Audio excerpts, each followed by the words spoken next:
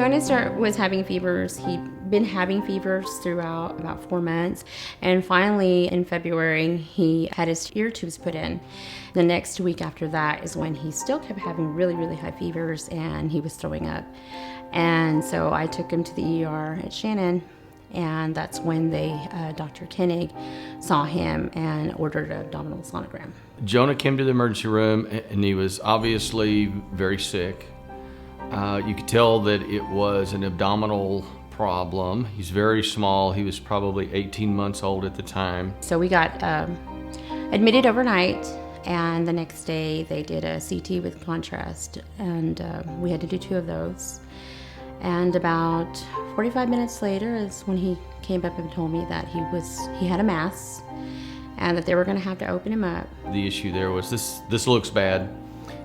He's 18 months old. They probably should go to a pediatric hospital where they specialize in pediatric surgery.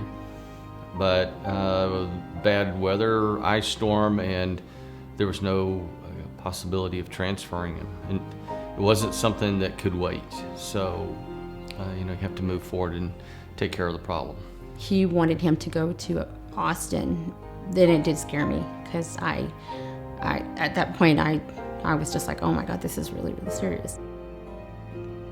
My world just stopped because I didn't know what I was going to do with my 5-year-old. I didn't know what I was going to do as far as what was going on with Jonah. I was really scared. Jonah was taken to the operating room, and to me a small incision, but to Jonah a big incision was made. What we found was an abscess kind of at the junction of his small intestine and his colon, and that turned out to be perforated appendicitis that had then become a very complicated abscess. It's a big deal, but this is more complicated because you have to take out that portion of the intestine. So you take out the end part of the small intestine and you take out the beginning of the colon, and you clean all that up as best you can, and then you put the 2 pieces back together again. And in an adult, that's fairly standard. Probably do that once a day in the operating room. But in an 18-month-old, then that's, it's just smaller stuff, and it's a little more technically challenging.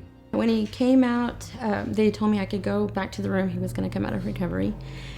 And they told me I could sit on the bed and hold him. They handed him to me, and he had all these tubes, and he was still under the anesthesia, so he just looked so little and so fragile, and it was just really hard to see him like that. But after those 3 days, he pretty much was bouncing back. I had to hold him in the bed because he was trying to jump up and reach for balloons and stuff. So after that, you couldn't even tell that he'd been sick. Jonah did way better than you would have anticipated. He bounced back. My recollection is that Jonah was probably home on post-op day 9. We got the best care.